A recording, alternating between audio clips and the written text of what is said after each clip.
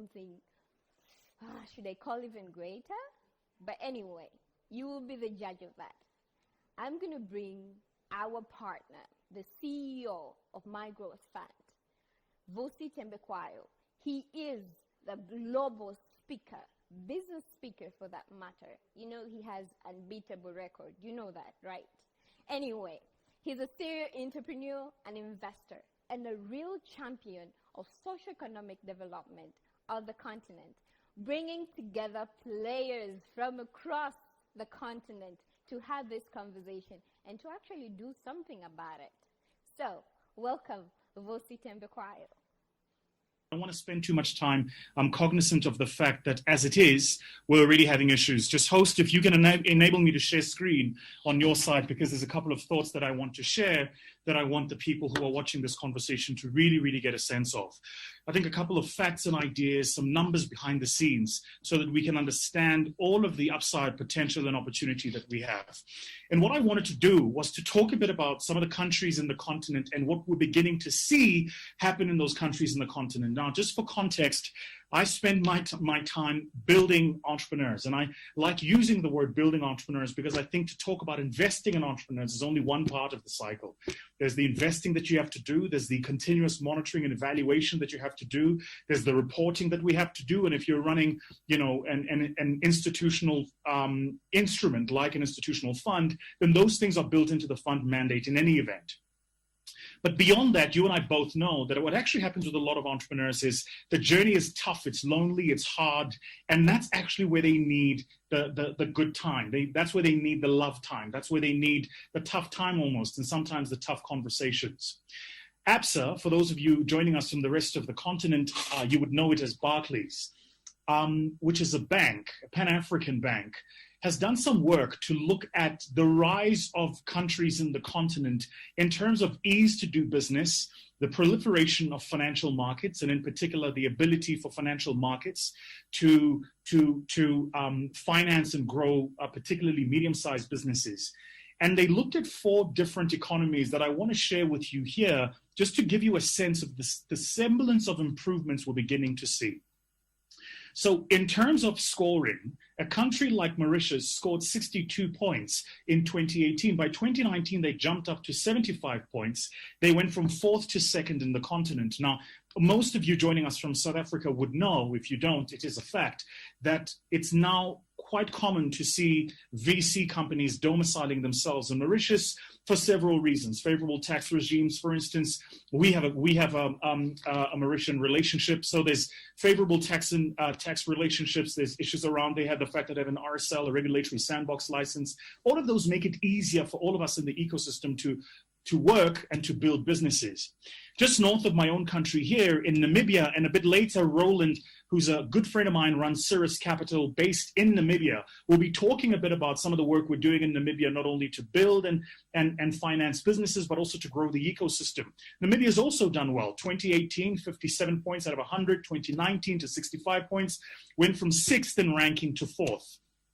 Tanzania, where the good people at Sahara Sparks join us from, has also seen an improvement from 43 points in terms of ease of doing business, competitiveness, access to capital, to 55 points. They went from being ranked 15th to 7th. And so the point I'm making is this, is that even though behind the scenes, we get the sense that things are tough, but there's a lot of work happening, and it's important that we take cognizance of that work. Rwanda, my favorite country in the continent, 49 points to 53 points from 11th to 9th. And I think of all the countries to watch in the continent, in my mind, Mauritius in terms of capital markets, and Rwanda in terms of innovation, as well as ability to foster and drive innovation deliberately, are going to be the countries that enable us to succeed the most. And then Egypt, where we were looking at a transaction earlier on actually in the year, and have been working on it for quite some time. It's again another frustration when you have issues around, as we often do in South Africa, foreign exchange controls, right? And so how do you externalize currency once you've reached those limits, et cetera, which, by the way, for a firm of our size is not a hard thing to do, to breach those limits. But Egypt has gone from scoring 42 to 51 points from 16th to 11th. Guys, I got to tell you, you got to watch out for Egypt, and you got to watch out for Morocco too. The point I'm making quite simply is this. A lot of us on the continent, whether you're a startup founder, small business person, you have an idea, you want to be an angel investor because you got some dry powder, you're seeing stuff happen and you want to invest in it, wherever in the ecosystem you are, the major challenge for us is we think too provincially.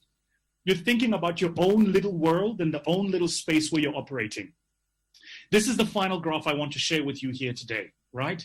And it's a busy graph, so I just want to take a step back and help you discern what this graph actually says. This is work done by the World Economic Forum together with the IMF, I beg your pardon, the IFC and the World Bank. And what they did, and this is back in 2016 already, was they looked at access to electricity in the continent, access to power and electricity in the continent, and the percent of people in each country that had access to reliable power and electricity. Now, I just started by showing you the amazing developments we're seeing in terms of business competitiveness, access to capital, etc. I'm going to end here because I think this shows you the potential for the upside. So I want you to focus on the biggest dot in this whole graph, which is Nigeria. Nigeria is now the largest economy in the continent. About that, there is no doubt. But if you consider that 55% of Nigerians, certainly at the last count, 55% of citizens in Nigeria did not have access to reliable electricity and power. Now, you might wonder, why is access to reliable electricity and power an important determinant? Well, think about it. Reliable access to electricity and power, if you get cheap electricity and power, you can industrialize your manufacturing sector, you can automate your production sector, you can create spaces for entrepreneurs and innovators to build businesses. All of the work we're doing here today relies on electricity and power. Even the very functioning of the World Wide Web is packed off the back of our power constructs. So Nigeria, 55%. Go further west. Look at Sierra Leone, Liberia. Sierra Leone, 94%. Liberia, 98%. Come further into the center again. Look at Chad. Look at Central African Republic. Chad at 94% and the Central African Republic at 95%. By the way, to say it again, that's 95% of citizens without reliable access to electricity and power every single day. You notice if you look at Central Africa, that number, by the way, is easily above 50%. In fact, it hovers around the average when I last looked at this data of around 64%. So the point quite simply is this, that for most of our brethren actually all throughout the continent, reliable access to electricity and power continues to be an inhibitor in terms of our ability to build an ecosystem. Then I want you to look at North Africa. You'll notice Morocco, Tunisia, Egypt, they've got their act together.